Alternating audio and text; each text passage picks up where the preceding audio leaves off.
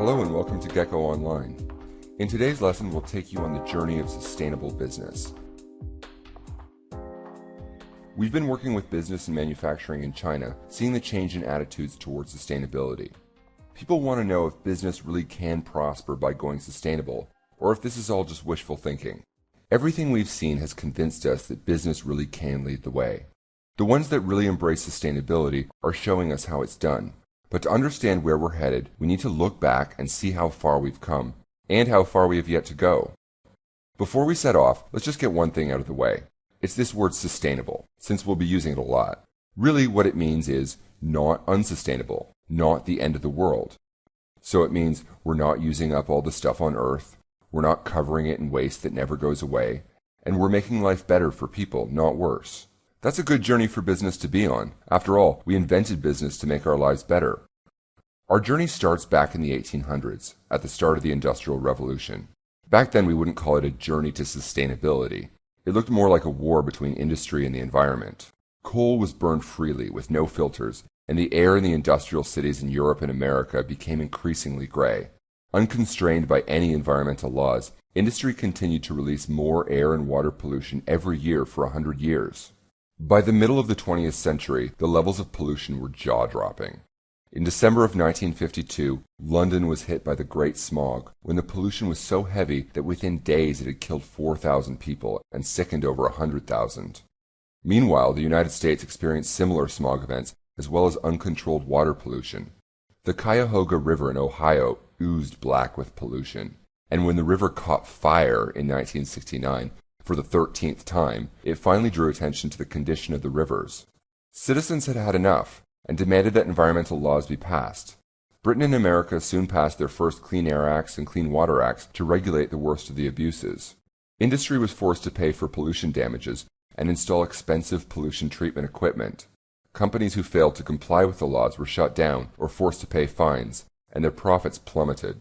A lot of them started moving their production to factories in China and developing countries, where environmental laws were less strictly enforced. It became clear to everyone in business that protecting the environment was a cost, plain and simple. So the battle lines were drawn, with business on one side and environment on the other.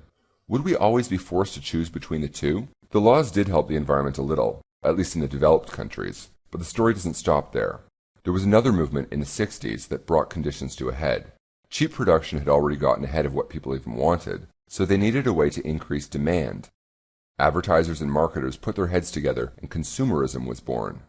More and more cheaper products appeared on the market, designed to last for short times so more could be sold. Production increased, and with so much of the manufacturing already happening in countries with little environmental enforcement, environmental impacts got worse, not better. One multinational company set up a chemical plant in Bhopal, India, ignoring safety regulations and working with oversized tanks of deadly poisonous chemicals next to the homes of a million people. Late one night in 1984, a tank ruptured, releasing the toxic chemicals into the air of the city. Panic broke out as people woke up in clouds of poisonous gases that burned their lungs and killed 20,000 people. It became clear that government regulations alone would never be enough. Businesses had to find their own reasons for pursuing sustainability. One reason was that energy and resources started to get expensive. In 1973, war broke out in the Middle East. Oil-producing nations closed the pipelines, and gas tanks around the world hovered on empty. People waited in line at gas pumps for hours, only to find the pumps empty by the time the line finished. Oil prices shot up to 4 times the original price and stayed there for a decade. The stock markets crashed, and business ground to a halt. Today the oil prices are even higher. It was a wake-up call. Some companies realized they could save money by using less energy and materials for their products and services. These companies were starting out on a new stage of the journey by choosing to do more for the environment than the law required. They were taking their first, cautious steps towards sustainability. We call them the tiptoers. Saving money wasn't the only reason. Companies also had their reputation to think about. If people believed the company was helping out in their community, making safe and healthy products, and treating their workers fairly, it would improve their reputation and give them more customers. If people felt the company was poisoning the environment, using dangerous chemicals in their products, and abusing workers, they would look bad and lose customers. Since so many companies had already moved their factories overseas, there was nobody to police them, so the corporations were responsible to police themselves. They called this corporate social responsibility. So they made a special new department in the company, the Corporate Social Responsibility Department, and gave them the job of making the company socially responsible. The CSR departments did great work, donating money to build schools, contributing to local charities, organizing community events, and tree planting. All good news. The only problem was, it wasn't really helping that much. Sure, the companies were saving a bit of energy here and there, but that was never going to get them off fossil fuels entirely for truly sustainable energy, not to mention dealing with waste, toxics, or labor issues. And the CSR departments couldn't help much, since they were separate from most business operations. So while the CSR departments were off planting trees, the rest of the company was doing business as usual. And they weren't even breaking even on the money they were paying for CSR. When they asked hundreds of tiptoer companies about it, less than a quarter said their sustainability investments were paying off. So far, the sustainability journey wasn't looking so good. If it just meant companies changing their light bulbs and planting a few trees, it wasn't ever going to get us anywhere, and it wasn't even making money, so companies might as well save themselves the trouble. So is our journey towards sustainability over? Not quite. You see, all those problems that made us care about sustainability in the first place haven't gone away. In fact, they're getting worse, and more people are starting to pay attention. First, the governments are still pushing companies, and the regulations keep getting stricter, even for companies that moved all their factories overseas. When European regulations required electronics companies to recycle their products when people finish with them, that affected every company that wants to sell in the EU, even if they're from China or America. Second, the investors are getting involved. If a company is about to get fined by the government for pollution, or have its reputation ruined because of an environmental scandal, the investors could lose a lot of money, so they want to know the risks. The Carbon Disclosure Project pushes companies to disclose their climate change risks, and it has a lot of muscle behind it. It represents investors with $71 trillion under management. That's more money than the entire world's GDP in 2010. Third, employees want to work for companies they can believe in. The best job candidates are now looking very carefully at companies' sustainability track records. After all, if you got good enough grades in school to choose the company you worked for, which one would you choose? And most importantly, consumers care more than ever about buying from companies that do the right thing. Many of them care not only about product quality and personal health effects, but about the impact of the company on the environment and society. Marketers have come up with a name for this segment. They call it LOHAS, Lifestyles of Health and Sustainability, and it has become a major influence on how companies market their products. In this new landscape, some companies see sustainability as essential for being competitive. They pursue it not only for cost savings and improving their reputation, but they're going further, embracing sustainability as part of their core business strategy. Because they're consistently walking the walk and not just talking about it, we call them the marchers. Instead of just making sustainability the job of the CSR department, they get the whole company involved, from the CEO all the way down. Whenever they make a business decision, the impacts of that decision on the environment and community are included.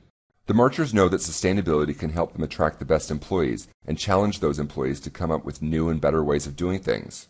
And this innovation can win the company new customers and expand market share. Sometimes these benefits can be hard to predict until you just go ahead and do them. But marchers are confident enough to act without all the answers, and then measure the results as they go.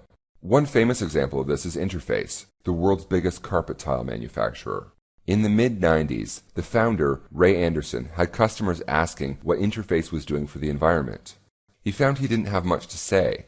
But this simple question set off a chain reaction that convinced Ray that sustainability was the right thing to do. Interface started investing in efficiency, cutting their waste and saving energy. But Ray realized it would take a lot more than that. Ray got everyone in the company involved. Together, they defined their vision of sustainability. The company's goal was that one day they would take nothing from the earth that the earth could not naturally and rapidly renew and do no harm to the biosphere. Knowing it would be a long journey, they called it Climbing Mount Sustainability and aimed to reach the top by 2020. Without hard data to prove that investments in sustainability would ever pay off, Interface's investors didn't jump at the opportunity. But Interface was willing to take a leap of faith. To eliminate their greenhouse gas emissions at the first Interface factory, they looked at the city's landfill, which was releasing tons of methane, a greenhouse gas 20 times stronger than CO2. It also happened to be an excellent fuel. If they could find a way to harvest that methane, they would eliminate all of their factory's emissions and save money on their energy costs. They couldn't prove for sure that it would pay off, but their research convinced them that it was likely enough to go ahead. Sure enough, they not only got enough methane to fuel their plant, but enough to sell to other factories, easily paying off their investment. By eliminating the city's main source of methane emissions, their factory became carbon neutral. As if that weren't enough, they were also able to sell carbon neutral carpets, which became a surprise hit with customers. With this momentum behind them, they were ready to attempt something that had never been done before, taking the old carpet piling up in landfills and recovering the materials to turn it back into new carpet, closing the loop. They had to invent all the technologies to do it, but today 40% of Interface's carpet is made out of old carpet or biomaterials. Their waste and greenhouse gas emissions are a quarter of what they were when they started their journey. This goes for all their plants, including the new one in China. Cost savings alone are not enough to explain the full value that Interface has achieved through sustainability. As Ray puts it, the goodwill in the marketplace has been astonishing. As Interface has continued its 17-year climb at Mount Sustainability, the company's profits have tripled. The evidence is showing that companies who integrate sustainability into their core strategy get a lot more from their investments than companies that only tiptoe in that direction. 2/3 of the marchers say they are profiting from their investments in sustainability. Even more of them report they are beating the competition. So we see that it is possible to prosper through sustainability. And not only that, it's becoming necessary just to be competitive in business. Sustainability is not a trend. It's always been about the survival of people on this planet. And now it's becoming necessary for the survival of business too. All of this has happened because companies are made of people, employees, citizens, and consumers. And as people, we want to believe that tomorrow will be better than today. So where will the journey of sustainable business take us? The marchers are showing us the way. From where we are today, we can see there's only one direction to go. We hope that you too can help lead the way.